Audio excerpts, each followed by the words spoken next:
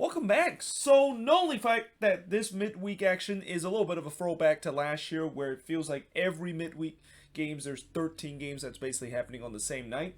But this midweek action might be the only time we're going to get in terms of any match week this season where every single team is going to be in action. And that includes the Columbus Crew, who is the only team that is not going to be in MLS action, but they are also going to be playing in the Campones Cup against Cruz Azul on Wednesday. So yeah, that means it's going to bring a total of 14 games that I'm going to have to keep track on Wednesday alone. And not to mention the fact that I'm also going to kind of ruin the Quakes season a little bit by going to the Quakes versus Seattle game. That is going to make it even more difficult for me to try to keep track of all of these games. And at the end of the day, I'll probably won't even keep track of most of these games. I'm going to once again have to rely on the condensed highlights, which, by the way, whoever is doing the condensed highlight in MLS, they have been a little bit lazy in these last couple of weeks, because there's been games where there isn't even a condensed highlight and I had to go onto YouTube to watch those 8 minutes highlights. And those 8 minutes highlights, surprisingly, it's been effective, but it makes it a little bit more difficult in terms of me trying to go into detail in terms of some of these games, which I think you probably have started to see that with some of the reviews, where some of the reviews that I've done has been much shorter. It is, I mean, I know, yes, some of the reviews is still hour long, but you got to remember most of the games that I've done, it's been like only 5 or 6 minutes that I talk about these games, whereas before it was like 7 and 8 minutes or so like that. But either way, with that being said, let us actually get into the first game that we're going to talk about in this preview, the 13 games that we're going to talk about, because again, I can't really split a preview if there's going to be pretty much all the games that's going to be happening on Wednesday.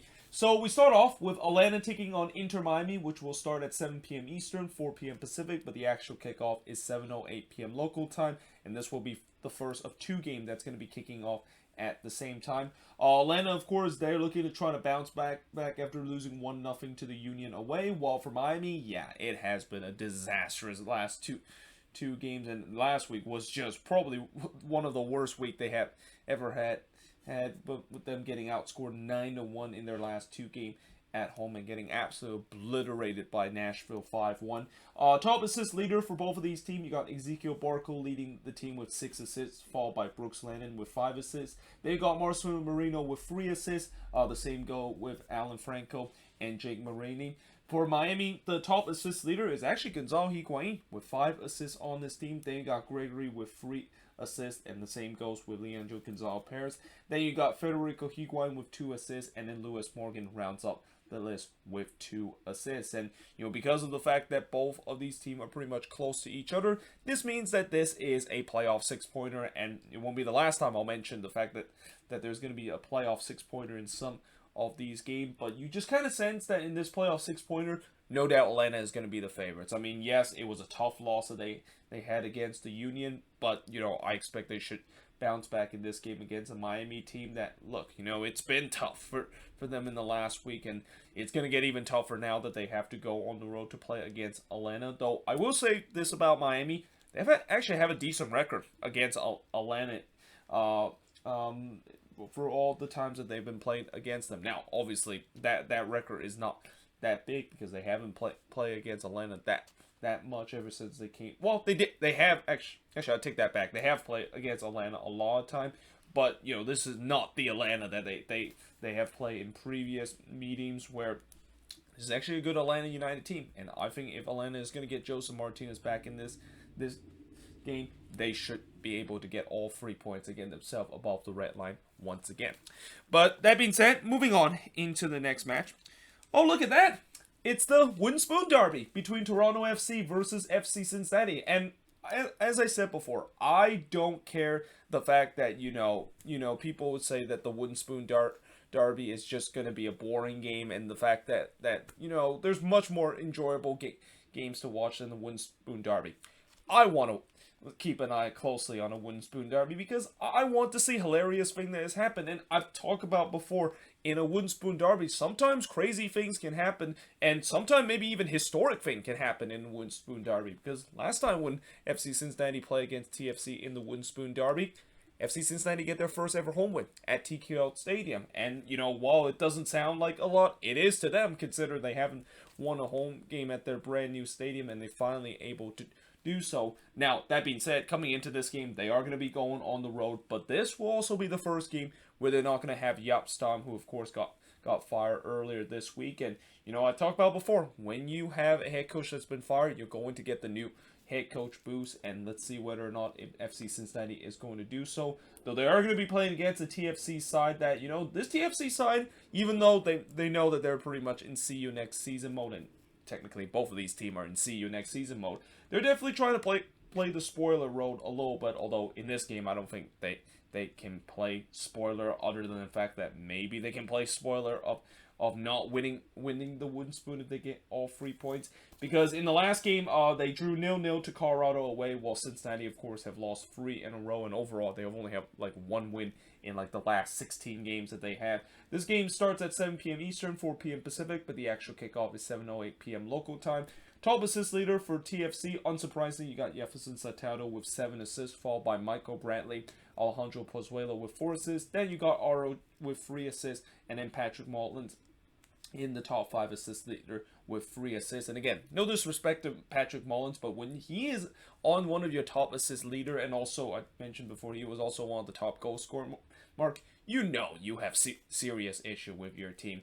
But for FC Cincinnati, unsurprisingly, you got Lucho Acosta with 8 assists, followed by Alvaro Barrio with 3 assists. Then you got Maturito with 3 assists, Atanga with 2 assists, and Jeff Cameron also chipping with 2 assists to this FC Cincinnati side. But like I said, I'm looking forward to this. I mean, I'm looking forward to some potential crazy things that's going to be happening in this game. But now watch how this is probably going to end 0-0 and nothing is going to happen. I mean, I hope that's not the case, but we'll see. Both of these teams, they are, I think, for TFC, I talk about how they have been in a good form. They're definitely going to be up for it. And especially for Cincinnati, they're going to be up for it because, with a new head coach, a lot of these players wants to perform well, to impress with their, well, not new head coach, but more like new interim head coach that they currently have. I mean, I'm assuming they're probably not going to get a head coach until the end of the season, because when you fire a head coach this deep into the season, usually you're basically setting a tune that, first of all, we're pretty much done this season, and then we're just kind of using this as a progress to do the coaching search, and then we'll potentially name it in the off season.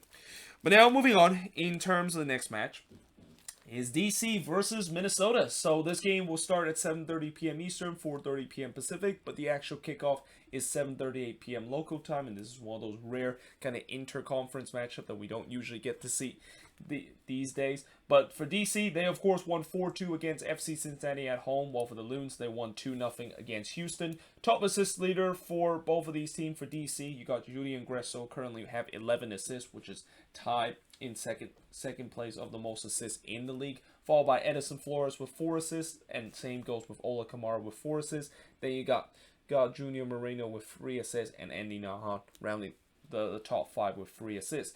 For the Loons, unsurprisingly, Reynoso currently tops the list with 7 assists, followed by Fragapani with 6 assists. Then you got Robin Led with 5 assists, Ethan Finley with 3 assists, and Hassani Dotson rounds up the top 5 with 2 assists for Minnesota. So, yeah, this is going to be an interesting game. And I don't know, should I be looking forward to this game or not looking forward to this game? Because, I know what DC can do. They are a very kind of high pressure kind of team, and knowing the fact that Minnesota is a team, at least recently, has started to kind of not really have a lot of possession, and kind of also trying to go on the break at time. It's going to be interesting to see how this game, of course, will turn out too, because one thing I know about DC is that, again, they like to press the hell out of you, and they will pressure you even if they find themselves down like 4-0 or so. So I hope for the Loons in this game, I think the strategy for them is pretty much the strategy that I think a lot of teams will do when they play DC, which is just play over the top ball. Just get past that initial pressure, and if you can get past that initial pressure, then you're going to have chances to potentially score goals. So yeah, let's see if the Loons can potentially do it in this one, and hope to not get absolutely embarrassed like they did in the last road game against Sporting KC.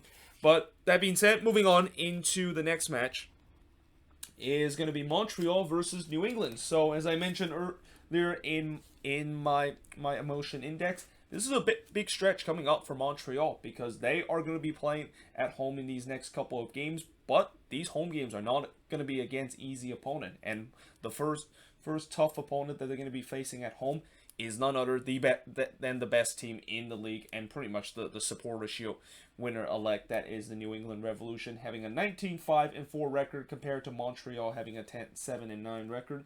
This game will start at 7:30 p.m. Eastern, 4:30 p.m. Pacific, but the actual kickoff is 7:38 p.m. local time, and this is also one of the free game that will start at 7:30 alongside with DC versus Minnesota and the Red Bulls taking on the Union. Montreal, of course, they did kind of hit a bit of a speed bump in terms of their hope to make the playoffs by losing 2-1 to Columbus on the road, while for New England, they're only 11 points away from breaking the record for the most point ever in the regular season. And when you look at their upcoming schedule, and eventually I'm going to have to do a video talking about can they actually reach that mark. Probably I'll do it either Thursday or next week, but you know, there's a chance that they can actually reach that mark of potentially having the most point ever in MLS history. I mean, as of now, in terms of the amount of points or the target points that they have, I think they're going to be targeted to get like 73 and 74 points, which would be enough to get the most points ever in a regular season in MLS history. But for top assist leader for Montreal, Georgi Mihailovic, who I think has been probably the most underrated player in this league. Like I can't believe a lot of people haven't mentioned how good of a signing he has been, and that, you know, that $1 million that Montreal paid was in some way, when I first saw it, I thought it was maybe a little bit of a gamble because, you know, I know Mihailovic had a good year with the Fire, but, you know, there's no guarantee that it he can maybe improve the second year in a row, and my God, he has improved for the second year in a row. And again, I'm surprised there hasn't been a lot of talk about how Georgi Mihailovic could potentially maybe even make the jump to Euro. I mean, there's been some whisper that could potentially happen in the future, and if he can keep up the way that he is, yeah, there could be some talk that he could be a guy that could make the jump to Europe, and he's still young enough to do so. But yeah, there's no doubt that he is probably the most underrated guy that is really fly under the radar with 11 assists and ties second in the league for the most assists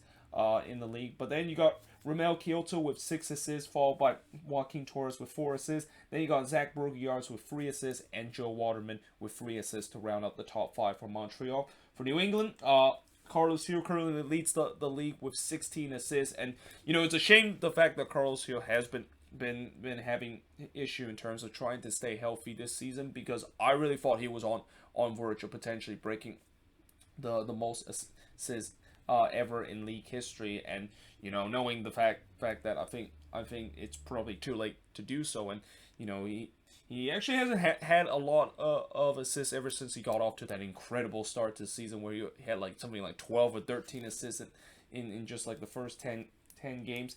You know, I think it's safe to say that probably he's not going to reach that mark, but again, he is still probably the most important player to this Revs team, and kind of just the heart and soul and kind of the magician of this team in that number 10 spot. Then you got Arnold Tristanson with 7 assists, followed by Gustavo Bo with 6 assists. You got Tejan Buchanan with 5 assists, and Duan Jones rounds up the top 5 with 4 assists for the Revs. So yeah, this is a game that, you know, it's a big game for both of these teams, but for different reasons. For New England, they're looking to try to get another 3 points to get closer in terms of breaking the most point ever in MLS history in the regular season. But for Montreal, they need to get a win here to start off what you know is a stretch where they do have a couple of home games to get themselves solidified into the playoff position, but knowing the fact that they're also heading into a gauntlet where they're going to be playing against some of the best team in the Eastern Conference.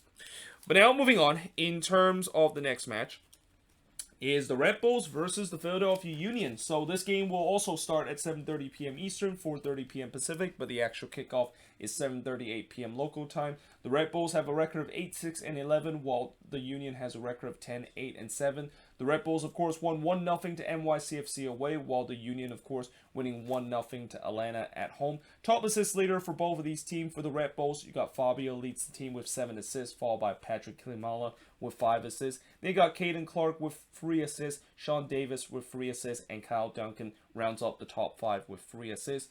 For the Union, you got Jameer Montero with 5 assists, followed by Kai Wagner with 4 assists. They got Gazdag with 3 assists, Shabilko with 3 assists, and Ali Bedoya rounds up the top 5 with 2 assists for the Union. And this is, again, another game where, it's a big game for both of these teams for different reasons. Well, actually, it's not for a different reason, but kind of almost the same reason where the Red Bulls, if they want to keep their famed playoff hopes alive, they need to, of course, get all 3 points in this game. And not to mention the fact that they're definitely going to have a lot of momentum, knowing the fact that they had that big week beating not beating. Well, they did beat NYCFC in the last game, but I was gonna say they beat NYCFC twice when I realized that they didn't beat them on Wednesday, and they kind of had that miraculous comeback to able to salvage a one draw. But they're playing against a Union side that, like I said in my emotion index, it's kind of surprising how this team is really starting to bounce back into form ever since that loss that they suffer against Club America in the CCL semifinal second leg, because we usually see a lot of CCL team when they suffer that devastating loss, they really start to kind of tank the season, and that's not been the case for this Union team. They're heading into an upward projectile and have a chance to potentially lock themselves into a playoff position. But let's see how this game, of course, would turn out. But now moving on into the next match is going to be Chicago versus NYCFC. So the Fire is pretty much a team that is done, as they have a record of 6-6-15 and have been winless in the last 5 games against an NYCFC team that currently holds the 3rd position in the East. But like I mentioned before, the East, with how tight things have gone between 3rd through 8th, where it's only separated by 3 points, and if you go all the way down to, I think, even 9th or 10th place in the East, it's only separated by just 5 points. Yeah, they're not really in a comfortable position, even if they're that high up in the standings. But, they get to play against a Fire team that, like I said, is struggling and have been winless in the last 5 games. But that being said, for NYCFC, they had a terrible week last week by getting only 1 point against their intercity rival, the Red Bulls, and kind of throw away a victory on Wednesday night. This game will start at 8 p.m. Eastern, 5 p.m. Pacific, but the actual kickoff is 7:08 p.m. local time. For the Fire, top assist leader is Alvaro Madron with 5 assists, followed by Sekulic with 4 assists. Then you got Fabio Herberts with 3 assists, Robert Barrich with 2 assists, and Chinoso Ofer rounds up the top 5 with 2 assists. For NYCFC, unsurprisingly, Maxi Morales tops the chart with 9 assists. They got Tati Castellanos with 7 assists, Tanner Holm with 5 assists, Medina with 4 assists, and Morales, with 4 assists for NYCFC. And yeah, this is a game that I think this is definitely a big game for NYCFC, knowing the fact that they're playing against a Chicago Fire team. But they gotta also be careful not to take Chicago lightly, because yes, I know the Fire has been struggling, but when you look at some of the games that the Fire have been playing, they actually have not played badly in these games. But the reason why the Fire hasn't won any of these games is pretty much the reason why the Fire has been kind of those teams that has been poor in these last couple of years, which is they always find ways to lose games by just making boneheaded play, even though they were the more dominant side. So yeah, again, we'll see whether they can clean this up coming into this game against an NYCFC team that they have been kind of hitting a bit of an inconsistent form, and they really need to get themselves going again, especially after what happened last week when they only got a point against their intercity rival. But that being said, I am now going to switch boards and now look at the 6 games that is going to happen in terms of the Wednesday night action. So moving on into the next match is FC Dallas versus Sporting KC. So this game will start at 8 p.m. Eastern, 5 p.m. Pacific, just like the last game, and the actual kickoff is 7:08 p.m. local time. Dallas, of course, they're winless in the last 5 games, and they, with that winless run, and also with them firing Lucci Gonzalez just a couple of, well, actually not just a couple of days, but last week, they pretty much just waved the white flag and said that they're pretty much done this season. But they're also now in kind of in a interesting situation where when you have a lot of these teams that is in see you next season mode, they still have a chance to maybe spoil some chances and maybe be kind of see how the playoff picture is going to look. And that, of course, is the case in this one is they're looking to try to spoil Sporting KC and kind of slow their chances of potentially retaking that top spot. But coming into this game, Sporting KC, of course, fresh off of a 2-1 loss against Seattle away. And top assist leader for both of these teams, you got Jesus Ferreira with 6 assists, followed by Shun with 6 assists. Then you got Ryan Hollinshead with 4 assists, Ricardo Pepi with 3 assists, and Ricarte with 3 assists to round up the top 5. For Sporting KC, you got Johnny Russell currently leads the team with 7 assists, followed by Daniel Sharawi with 6 assists. Then you got Kyrie Shelton also with 6 assists, Graham Zuzi with 4 assists, and actually Gianluca Busio is no longer with this team. And I actually should have put a different Sporting KC player because I don't put players that is no longer with their team in the top assists or even top goal scoring leader anymore. But it's good to know that Busio did finish the season with 3 assists. And yeah, this is a game that I think for Sporting KC, they definitely would love to get all 3 points and trying to bounce back after that tough loss against the Sounders in a game where, again, they were really playing tooth and nail against the Sounders, and that was a game that was feeling like it was a playoff game, and it could be a preview of the Western Conference Final. But unfortunately in that game they made a couple of defensive mistakes that caused them to lose that one. And again, they're looking to try to bounce back, and this is a good way to bounce back and a good chance to do so, to play against a Dallas team that again are just kind of playing out for the season and are already kind of almost checked out for most part of the rest of the season. But now, moving on into the next match, is going to be Nashville versus Orlando City. So Nashville coming into this game with an 11-2-3 record, still the fewest losses out of any team in MLS, though they did have that very boring and probably the most boring 0-0 draw we've seen this season against the Chicago Fire away. While for Orlando City, as I mentioned in the emotion index, they are in a complete free fall right now and have lost 4 in a row. Although I will say that, the thing that I don't think I kind of emphasize in terms of the emotion index, talk about Orlando free fall, is the fact that, yes, you could argue the fact that they have also dealt with injury to some of their key players. And not to mention, when you are going through like a gauntlet like they are going through right now, yeah, it's going to be tough to trying to win games, but and there could also be a chance that you could go into the free fall. But this is also where I kind of had that counter argument of what I mentioned in the emotion index and emphasize the fact that you cannot beat those teams that is around you in the playoffs, then you are in big trouble once you get into the playoffs, because those teams probably will have your number, and this could really be a one and done team if they aren't able to beat against a good opposition. And it doesn't help the fact that, for them to end the free fall, they're going to be playing against a team that have not lost a single game this season, and they're going to have to do something that no team has ever done so far this year. But top assist leader for Nashville, you got Hani Mukhtar with 9 assists, followed by Randall Leao with 7 assists. You got Daniel Lovitz with 6 assists, Anibal Godoy with 5 assists, and CJ Sapon with 4 assists. For Orlando City, Maurizio Pereira currently have 10 assists. This is another guy that has been good for Orlando City and has been the key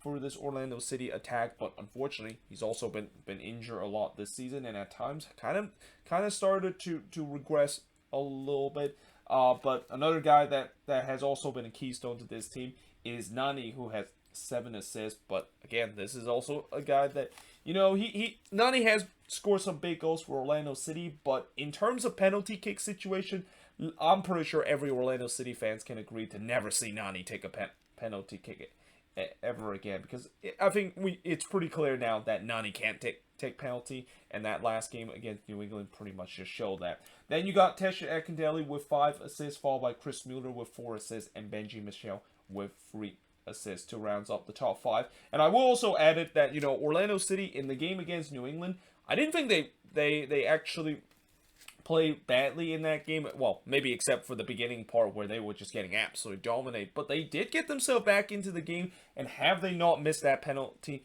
they could have got a point out of that game against New England, and that would have been a big point to get, consider how much they've been struggling. So yeah, they still have the belief that maybe they can end this free fall a little bit, but like I said, it's against a Nashville side that, I'm pretty sure they're looking to try to bounce back after that tough draw against Chicago. I mean, Nashville is really starting to set a high standards where even a 0-0 draw on the road is a huge disappointment to them because of how much they have been in red hot form lately. And again, it's not going to be easy because this Nashville team, with them being so good this season at home, they're going to look into trying to get all 3 points and get even closer to secure that second position in the East.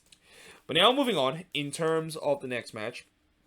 So speaking of a team that is kind of in free fall mode is the Colorado Rapids. Now, the reason why I said they're kind of in free fall mode is the fact that they're not really entirely like Orlando City free fall, but in some way they're kind of in free fall mode because they've only won one game out of their last 6 games, and they have missed so many opportunities to try to get that top spot, and it just gets to a point where it looks like they're probably going to finish third in the Western Conference, unless if things continue to turn for worse and they start to be like Orlando City, started to lose game, and then some of those teams in fourth and fifth place, like the team that is named the Portland Timbers, can potentially maybe catch up to them. Now, they do have a chance to make amends of their bad run lately by playing against Austin FC, though I will say Austin have started to play a little bit better, and that their record has a 5-4-16 record. And again, I said in the emotion index where I think Austin, with the way that their squad is, they can really set up to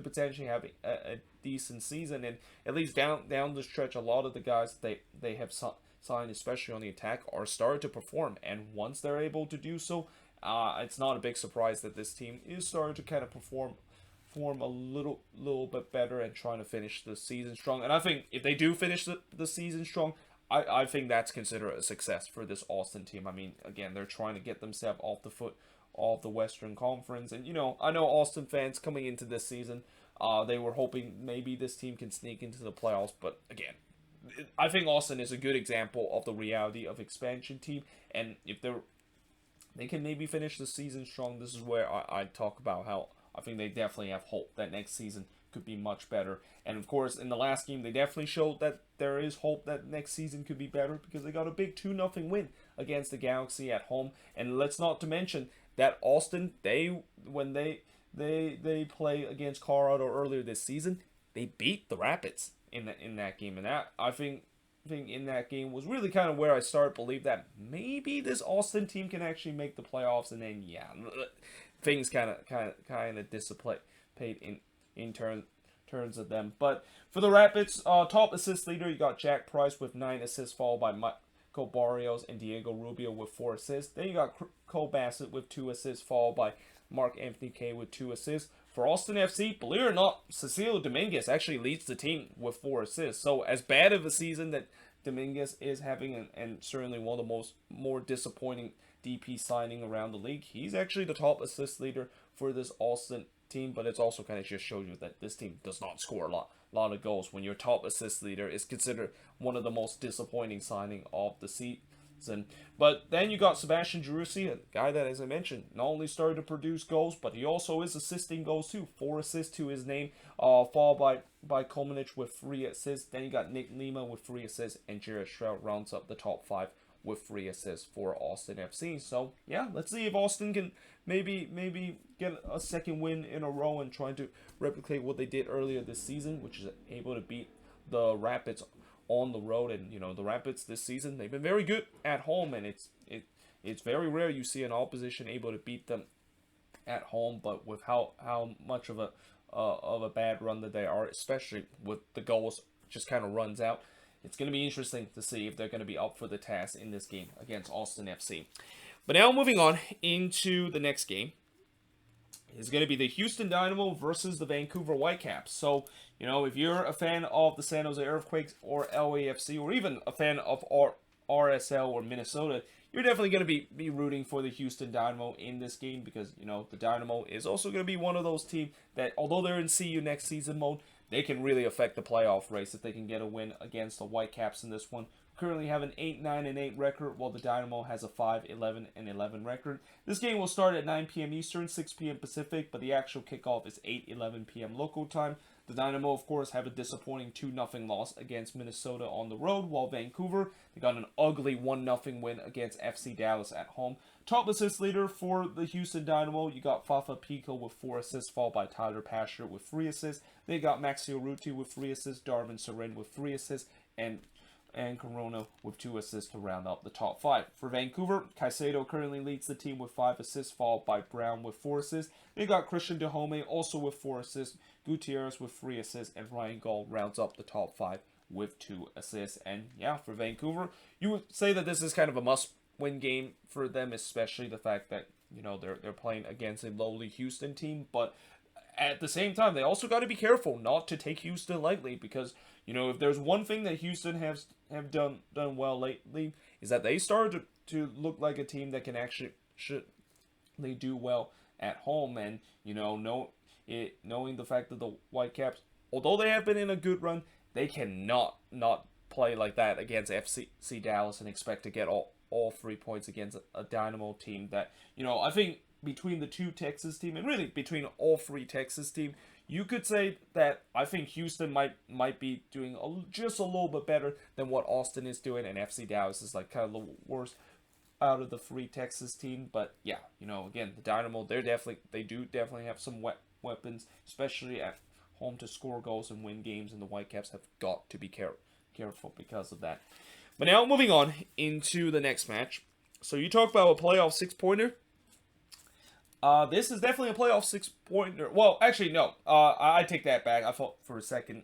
I can't believe I'm going to say this, but I thought for a second RSL was playing against LAFC, and I know Galaxy fans are going to be pretty mad that I got mistaking them with LAFC. But yeah, coming into this game, well, in some way, this is still kind of a game where it could be a playoff 6-pointer if the Galaxy continue to be in the form that they in, where they have just gone complete free fall mode by going winless in 7 games and are just dropping down the standings like a rock because of that. While RSL, they're fresh off of an embarrassing 6-1 loss against the Timbers on the road, and I mentioned how they didn't play badly in the emotion index. I mean, they didn't play badly on the attacking end, but on the defensive end, yeah, they play really badly. And this has been a team that, when you look at these last couple of games, they have conceded a lot of goals, and the defensive issue is starting to be a huge problem for this RSL team. Now, that being said,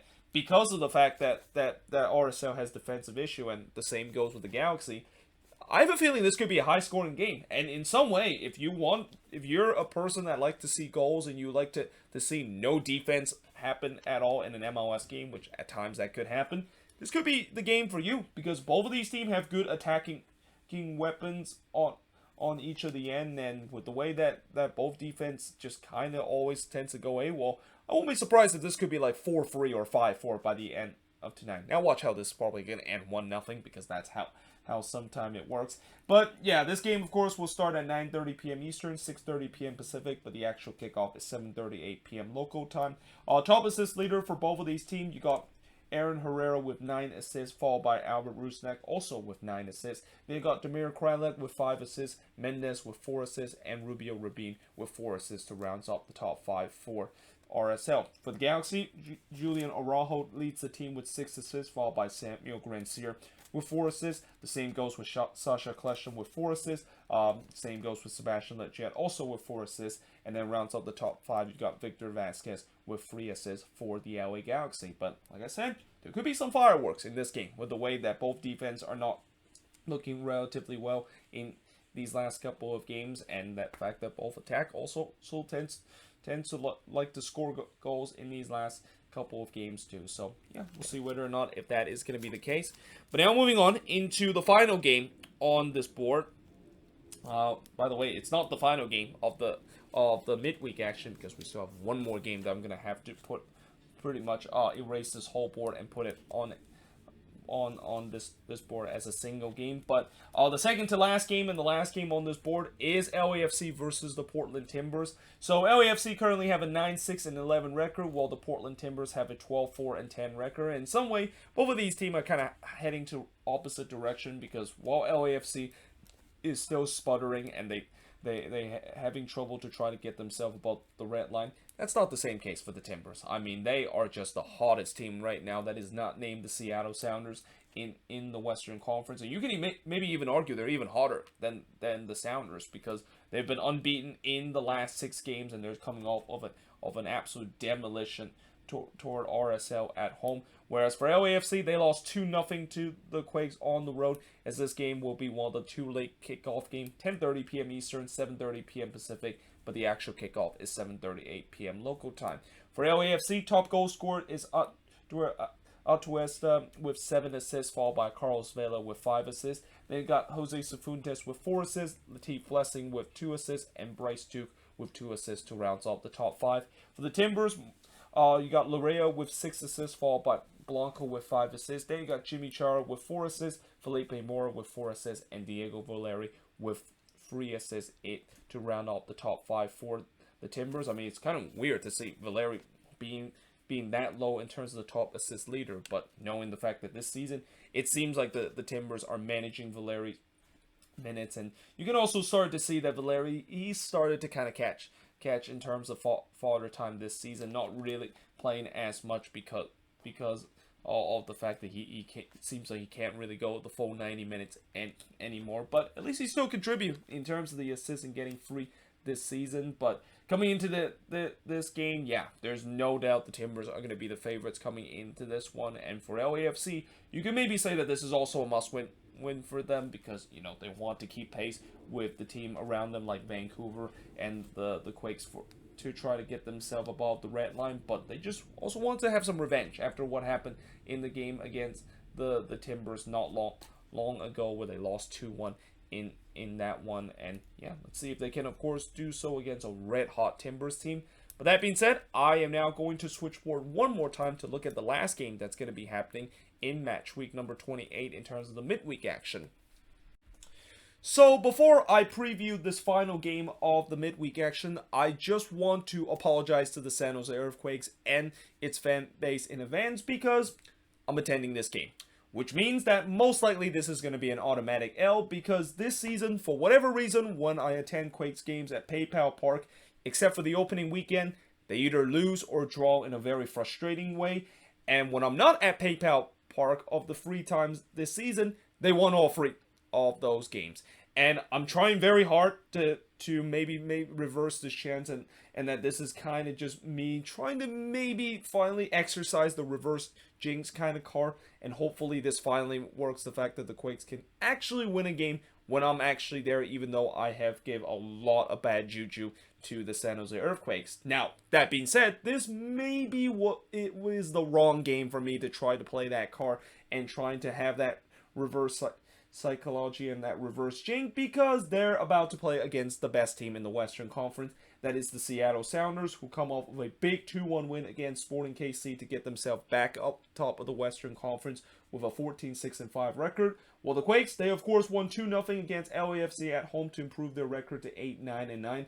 Top assist leader for both of these teams, you got Christian Espinoza with 6 assists, followed by K. Cal with 4 assists. Then you got Abikesi with 3 assists, Carlos Fierro with 3 assists, and Chofis with 3 assists to this team. For the Sounders, João Paulo currently leads the team with 8 assists, followed by Brad Smith with 4 assists. They got Freddie Montero with 3 assists, followed by Alex Rodon with 3 assists, and Josh Atencio even makes the list with 2 assists to round up the top 5 in terms of the assist leader for the Seattle Sounders. And yeah, again, I'm hoping that maybe the reverse jinx will work. And not only the fact that this might be the wrong game that I chose, but the Quakes, one of their most biggest nemesis, and a team that they always tends to lose, and it always tends to be an automatic L when they play this certain team, it's the Seattle Sounders. Although, if you except for that one time that they play against them at Lumen's Field, which is the last time they play, where they finally end that streak where they had 14 consecutive games against the Sounders, where they have not won against them. I'm not quite sure if maybe that was the magic that we used up on, and that maybe the Sounders are just gonna beat the heck out of us in this game. But we shall see whether or not if this truly is the curse gonna continue, where when I attend a Quakes game they just tend up losing, or the fact that maybe the MLS gods have finally shown some mercy toward me and also the Quakes, and maybe finally that bad juju and that bad karma I have with the Quakes have finally come to an end when I attend this game in person. But either way, hope you guys enjoyed this video. If you do, make sure you guys leave a like, smash the subscribe button. As always, let me know in the comments below, what do you think is the score of this game and also the 12 other games that's going to be happening in terms of the midweek action. And oh, by the way, you notice I didn't do a preview of the Campones Cup between Cruz Azul and Columbus. You know, I usually don't do preview in terms of games that is not MLS related, but all I'll say is good luck, Columbus. Hopefully they can get a win in that game, and I'm pretty sure that game is probably the biggest game of the season for them, because knowing the fact that, you know, there's still uncertainty whether they are going to make the playoffs or not, that is probably the best chance that they have if they want to win trophy. And it's not going to be easy against a Cruz Azul side that, you know, from what I heard this season, they're definitely not as good as they were last year, but you know, that goes the same for the Columbus Crew. So yeah, we'll see whether or not if they're going to be up for the task against a Cruz Azul side that, you know, even though they're I think Cruz Azul, even though they're not that good heading into this Liga MX season, they still were able to get to the CCL semifinal, unfortunately falling in the final hurdle. But yeah, hope you guys enjoyed this video. If you do, make sure you guys do like, smash the subscribe button, and yeah, I of course will see you guys next time.